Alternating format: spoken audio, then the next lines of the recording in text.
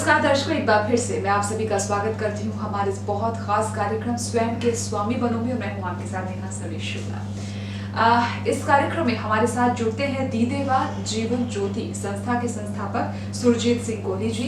आज हम उनसे उनके ही बारे में जानने की कोशिश करेंगे। बहुत सारे सवाल हैं जो हमें उनसे ही पूछने हैं। चलिए दीदेवा जी, बहुत बहुत स्वागत है आपका। नमस्कार। नमस्कार जी। सर, आपके बारे में जो हमें जानकारी मिली है, आप व्यापार भी किया है आपने, यानी आप व्यापारी भी रहे हैं, आप एक पारिवारिक इंसान भी हैं, आप एक सामाजिक इंसान भी हैं, सांसारिक इंसान भी हैं। लेकिन बातें जो है ना वो बातें आपकी साधु सन्यासी वाली बातें आपकी आध्यात्मिक होती हैं। लोग आपको जो कुछ लोग हैं जो आपके फॉलोअर्स हैं, या यूं कहूँ जो लोग आपको जानते हैं, आपको सुनते हैं, वो आपको संत भी कहते हैं। तो कैसे समझे? और दूसरे, क्योंकि आजकल अगर हम बात करते हैं समाज में तो बहुत सारे संत और भी हैं, आप उनसे अलग कैसे हैं? आपके सवाल के अंदर ही आपका जवाब छुपा हुआ है। किसी भी व्यक्ति का जब इस जगत के अंदर आगमन हुआ, सर्वप्रथम तो वन के अंदर हुआ, क्योंकि सृष्टि ने वन की रचयिता की थी। और जब से जैसे उसका मानसिक रूप से विकास हुआ तो उसके भीतर अपनी जरूरतें उसकी बढ़ती रही, और जरूरतों को पूर्ति करते करते उसने वन में रहना नहीं स्वीकार करा तो उसने शहर बसाया। और जो शहर में रहता है हम उसे संसारिक कह देते हैं, और जो वन में रहता है उसे सन्यासी कहते हैं। ये भूल है मानव की। मानव वही है जो संसारिक उपलब्धियां जो मानव द्वारा बनाई थी उसे पूर्ण करे, हमने उसे संसारिक मान लिया। और जो नेचर द्वारा, प्रकृति द्वारा वनों में रहकर जो उपलब्धि होती है, अगर वो उससे अपना जीवन व्यतीत करता है तो हम उसे सन्यासी मान लिया। सन्यास और संसार की परिभाषा जो है वो अलग अलग करी है, जबकि हर व्यक्ति विशेष के अंदर ये गुण है।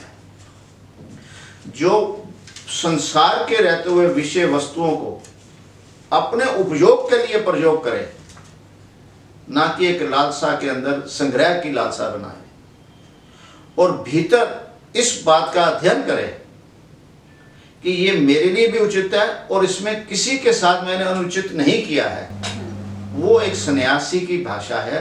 भीतर से आपका विचार सन्यासी हो और आप जीवन संसारी जिए, इनको जो जो संतुलित करे वो संत है। और इसी वजह से लोग मुझे संत भी कहते हैं, क्योंकि मैं इन दोनों का संतुलित करना जानता हूं और इसी को संतुलित करते हुए जीवन व्यतीत कर रहा हूं, और लोगों को भी इन संतुलित करने के लिए एक गाइडेंस देता हूं। और इसीलिए लोग जब इस पे मेरे पास जुड़ते हैं तो मुझे कई लोग मुझे संत भी कह देते हैं, संबोधन करते हैं। ये उनका अपना स्वामित्व है। मैं अपने आप को संत नहीं कहता, संतुलित कहता हूं। और इसीलिए लोग इसमें जो सन्यास और संसार को जो संतुलित करे वो संत होना चाहिए, ना कि जो सन्यास की सिर्फ बात करे या संसार की बात करे, वो संतुलित नहीं है दीदेवार के अनुसार। अच्छा, बात आपकी बिल्कुल ठीक है, लेकिन मुझे एक बात बताइए, जब भी हम आध्यात्मिक बातों की चर्चा करते हैं या दो लोग बात करते हैं या हम किसी प्रवचन को सुनते हैं, तो लोगों को ये लगता है कि यार इसमें क्या रखा है, जितना टाइम मैं इसको सुनने में लगाऊंगा उतने में तो मैं अपना नौकरी करूंगा या अपना बिजनेस करूंगा, या मेरे 4 क्लाइंट्स और आ जाएंगे, मैं उनको एड ऑन करूंगा। इन सब चीजों में कुछ नहीं रखा हुआ है।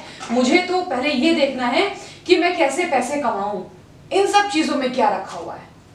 ये प्रश्न जब भी जिस मानव के भीतर आए, वो पहले स्वयं अपने आप से प्रश्न करे कि जब तेरे को, तो जब बचपन में तेरी शिक्षा का क्या महत्व है, तेरे को किसी बच्चे को तो इस बात का ज्ञान नहीं था, मगर वो जो पिता था, माता थे, जो शिक्षा नहीं ग्रहण कर पाए थे, उन्होंने अपने बच्चे को, अपनी संतान को शिक्षा देने के लिए क्यों प्रेरित किया?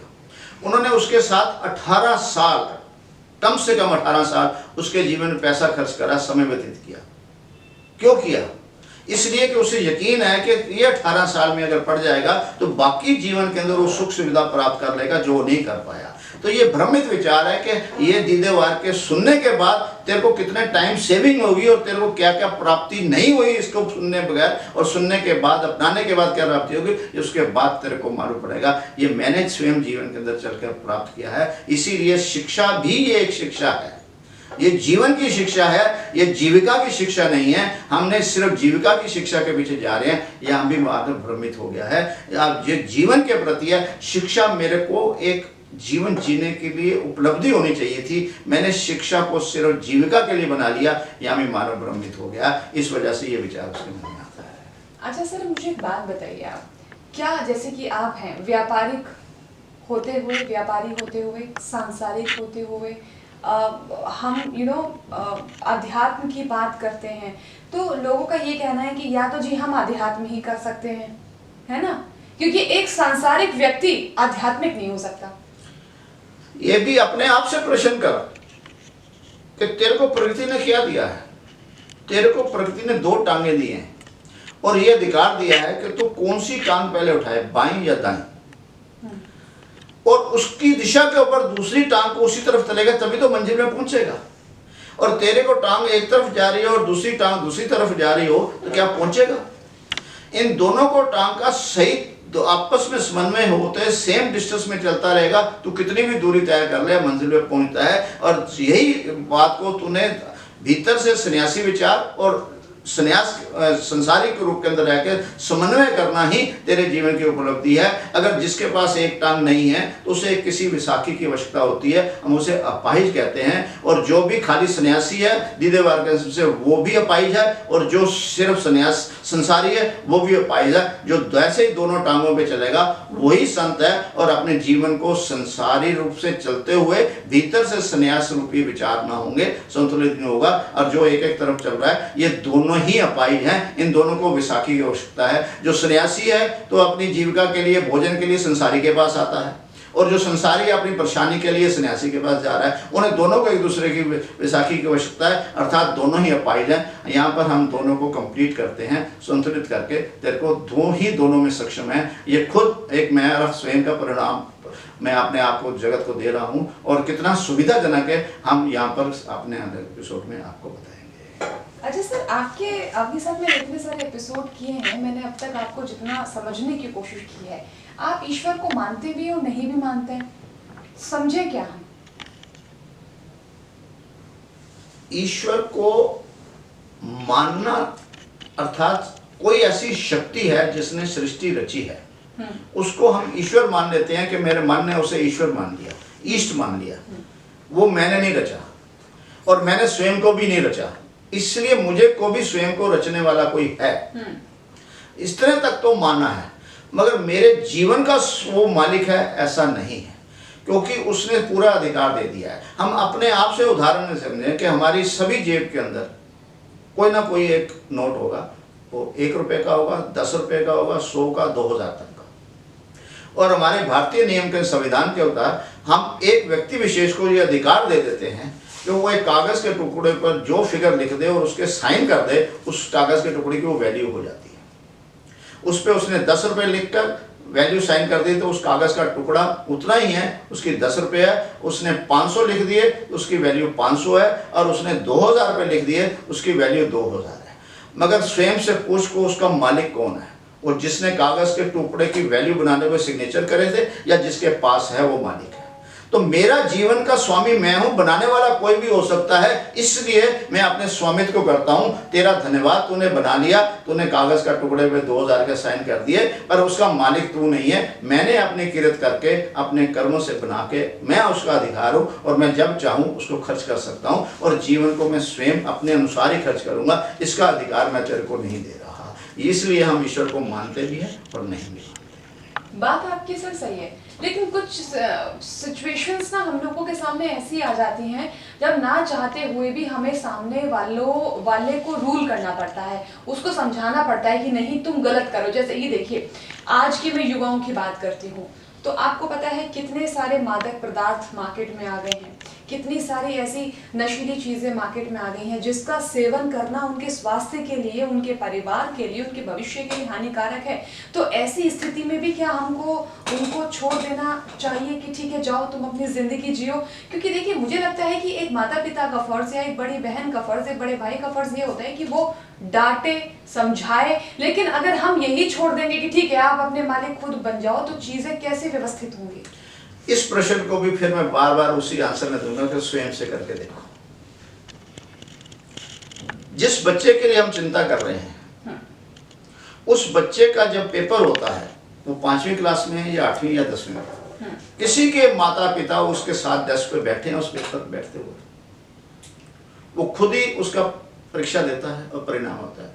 और जो बच्चा 10वीं पास हो गया है, वो अपने आप पास हुआ है, तो ये हमें क्यों नहीं समझ आती कि इसको भी हमें उसे समझाना है, उसका मालिक नहीं बनना, निर्देश नहीं देना है, हमें समझाना है। शिक्षा के लिए हम उसे समझाते रहे हैं, उसको 5 गुना 5 समझा दिया गया किसी विधि के द्वारा, वो स्कूल भी भूल गया, टीचर भी भूल गया, वो कायदा भी भूल गया, उसका अपना हो गया। हमें समझाना नहीं आया, हम उसके निर्देशों को स्वामी बन गए, ये भूल हो गई है। हमारे पास जितने भी लोग आए हैं, हम जब उन्हें समझाते हैं, क्योंकि बुद्धि तो उसके पास भी उतनी है, सिर्फ वो भ्रमित है, उसके भ्रम को, उसके तर्क को, उसके प्रश्नों को आंसर दे देंगे और समझ जाएगा।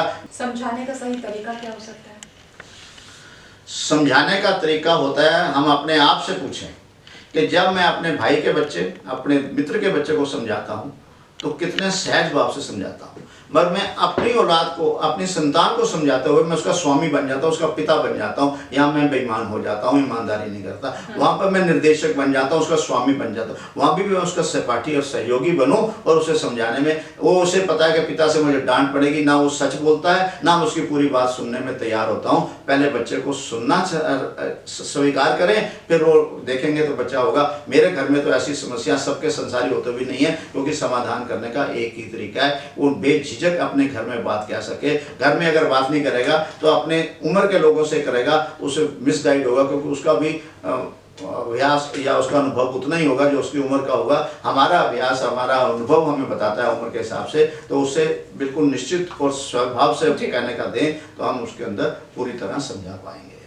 सर, जो लोग हैं, क्योंकि जो हमारी, मुझे लगता है जो सवाल हमने यहाँ उठाया, मुझे लगता है बहुत सारे ऐसे लोग हैं जो इस प्रोग्राम को देखते वक्त सोच रहे होंगे शायद हमारे साथ भी ऐसा ही है।